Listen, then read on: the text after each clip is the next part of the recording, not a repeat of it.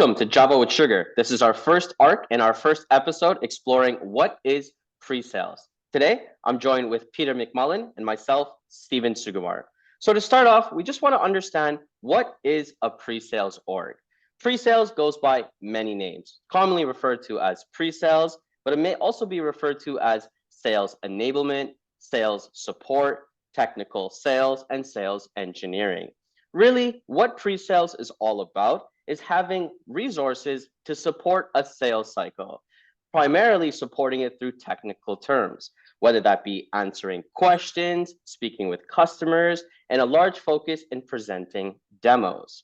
A pre-sales org works closely in hand with sales, following them for all their opportunities and ensuring that the opportunities are successful and increasing the likelihood.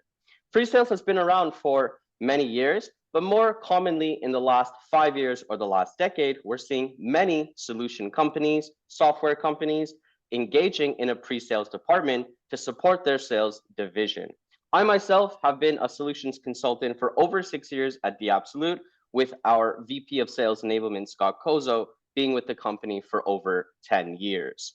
I'd really like to understand and get Peter's perspective on what he thinks a solutions consultant in pre-sales is. Peter? Yeah, absolutely, Stephen.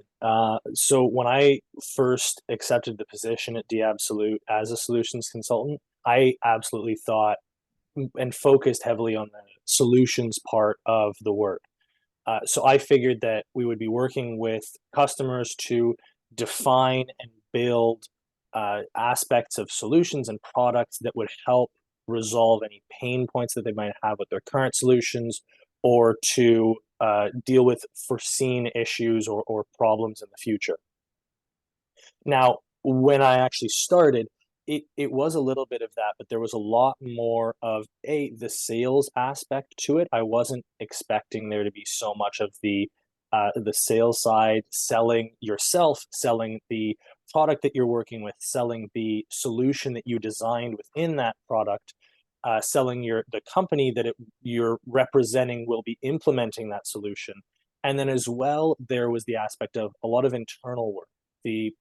Our team, the pre-sales team, does a lot of work to prepare for the future, to prepare for market changes, to prepare for foreseen requests within certain industries, or to when we see a regular flux of issues from a specific industry, we try to set up some projects to build solutions to those issues. So that was definitely where I didn't see a certain aspect of that, was the project side of things. And so I wanted to throw it back to you, Stephen. You know, like you said, you've got a few years on me in this department. So I'm curious, how does that evolve as you mature in the role? Great question, Peter, and well explained as well. You know, when I started off in the role, I thought it was all about solutions as well. I mean, we're called a solutions consultant here at the Absolute. And in my early days, it was a lot of that, you know, focused on a single customer, figuring out a solution for their pain points, like you said. But as I've matured into the role, it's become a lot more about coordinating, project management, and teamwork. A lot of the times, working with sales, but also more working with marketing, like you said, about market research. I'm responsible for pushing out some content, some marketing graphics, and ensuring that the vocabulary and the technicality of our content is accurate. Um, Within a sales opportunity, especially on bigger sales opportunities, let's say when we're engaged with multiple stakeholders from our customers, then it really becomes a sales project almost.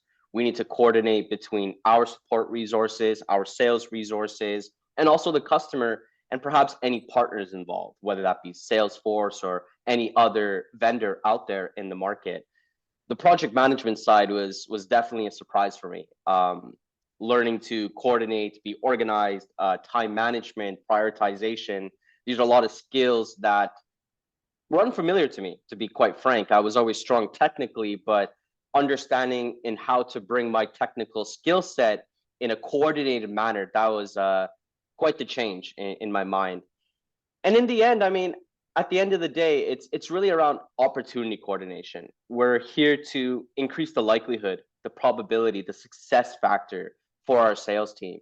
And so that's really the driving factor here of a pre-sales org. Focusing on solutions per opportunity, but ensuring the opportunity itself is successful through solutions. I think that subtle, abstract mindset is really what's allowed me to mature into the role.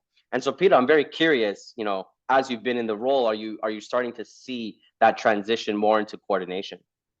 Oh, absolutely. Yeah.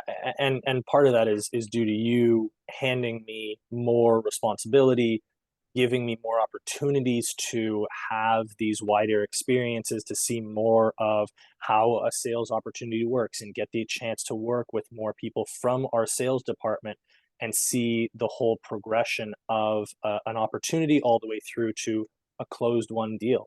And so that's something that you've definitely been working with me Hmm. on. And so I definitely wanted to kind of, A, call you out for that, but also B, ask you about if there was anything that you had in mind of how we really interact with that sales team and how we really you have a great relationship. So I was hoping you could maybe talk about that a little bit. Yeah, I mean, teamwork comes into play right off the bat. Being very so much in clear communications with our sales members, defining expectations, understanding, what is the path of least resistance. Really, that's where I think coordination and the opportunity comes.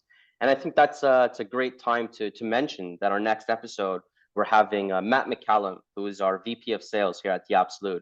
And I really want to pick his brain as to how he understands in bringing the solutions consultant to the opportunity. How does he feel that we provide maximum value? And how and when does he feel he should involve a solutions consultant?